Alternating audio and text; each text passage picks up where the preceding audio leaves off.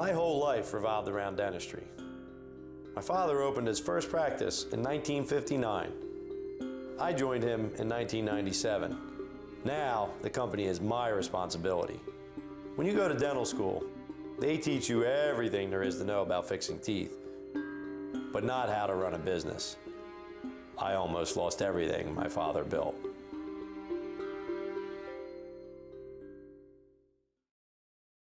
My dad, he wasn't a doctor. You know, he didn't act that way. He acted like my dad and everybody's friend. I was very fortunate in that our town had no dentist and it was growing like wildfire. Next thing I know, all the other adjacent towns around this thing grew at the same rate. So I had a huge practice. If you're the only one, you're the best. My dad and I always got along real well. Even since I was a kid, we were always very close. So we learned how to work together. Once I decided to be a dentist, I never thought I would work anywhere else but with my dad. His dad came to a point where it was time for him to move on and retire, and that's when Lance took his vision to the next level. We met, we had a lot of commonalities. I think we went to Phoenix on a practice growth seminar, had a good time, and then we were like, you know, we could maybe make something big. That day, I think I just kind of decided that I was going to try and make that move.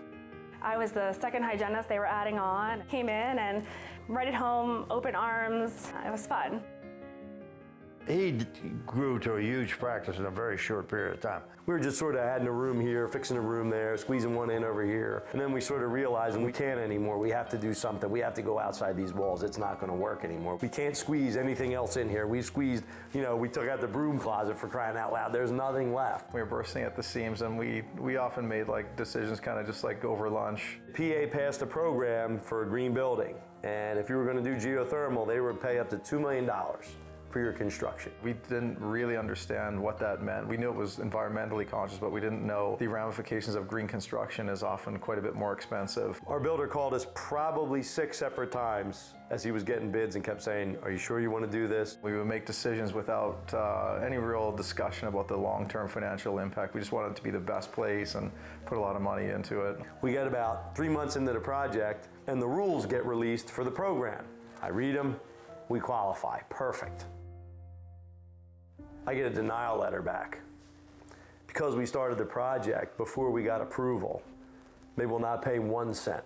I tried to get a third, half. I got rejected 11 different times. Things started to gradually unravel there. Our money sources dried up, all the grant sources, the doors got kicked down on those. Now I start to realize that we've got a problem. I believe our credit card debt at that point was somewhere around $180,000. There was a drawer, we call it, that had a significant value of unpaid invoices from vendors in it. I think that was somewhere north of $200,000 as well. Vendors started calling, wanting their money, and I just saw messages kind of climbing up on the phone.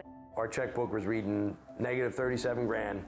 We were in the red, and the bank had called knowing payroll was coming the next day. What are you going to do? When are you going to get this account current? He communicated with me about it, but I have to say there was one particular day that he was just broken.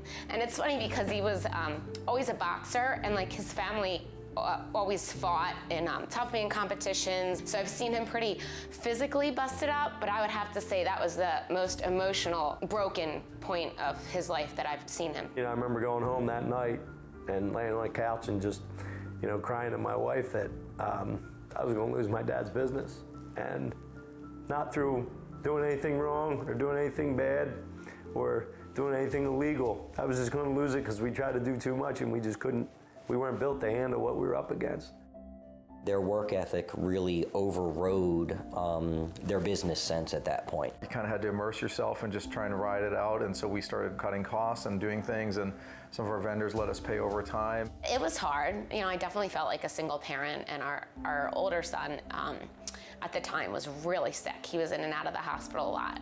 There were plenty of times we just lay there crying at night because there's nothing else you can do. And then he just went to work. I just thought it was going to get caved in on us and we couldn't hold it off. He knew that I'd be fine selling everything, moving into an apartment with 2 toddlers, and we would get through it. But he was more concerned with how he would let down his father and how he would let down all these employees that had families.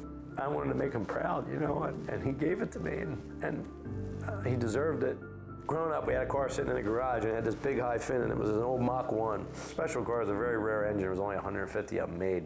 It was actually the car we drove in our wedding, so I had to sell it. But I remember the day it left, and the important lesson I learned with it is that it was just a possession in my family. It was more important to me, and that's the point in my life where I realized the most important thing to me was my family. Kids were, I don't know, 1.5 and 3 maybe, and part of the reason I sold the car was so I could buy them presents for Christmas, because I mean, take a paycheck for like 6 months.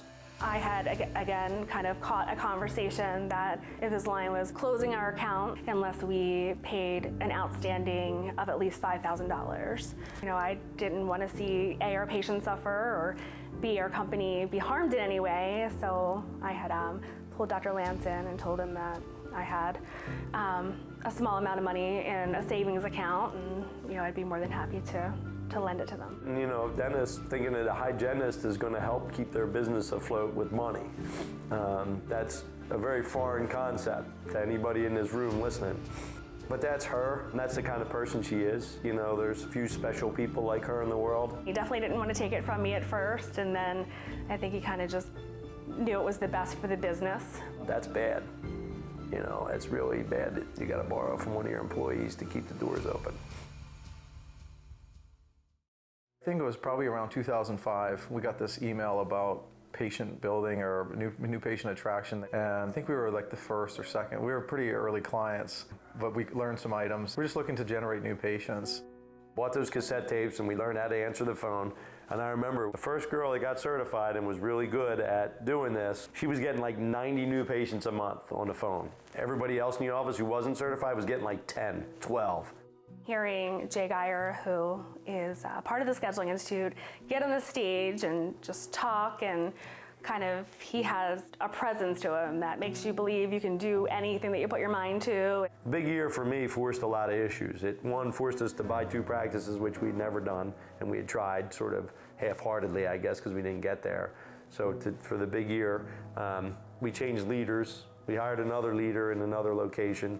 Got the phones off the front desk, huge one, greeter. We learned to pick better people. We learned to spend more time with them. Making your facility referable, big thing for us. Marketing, just marketing in general. I mean, a marketing coordinator. If you would have told me 15 years ago I was gonna have a marketing coordinator working in my office, I'd have laughed you out of the building. You originally think like the 5X group and the Scheduling Institute, it's all work related, but it's not, because it's everything that you do. The biggest impact was one we didn't realize till later, was like the stress and the hardship you put on your family by working, 80 hours a week. He was able then to, shave off some of the time and do things smart. People think that you make more money when you work more hours, but that's not the case. It finally made us realize that there is such a thing as working too much. We're looking at a pretty significant, aggressive vision that will take us well into the future and far exceed any revenue line that anybody would have ever imagined a little dental office could do. People say, boy, your son put a beautiful building up. Boy, your son did. So it's nice to see that your children are a success. My life has forever changed with the experience I've had at the Scheduling Institute, from Jay to what they teach you to the people that go there, to all of them out there. I can't thank you enough either. There's no better decision that you could make than getting involved with the Scheduling Institute.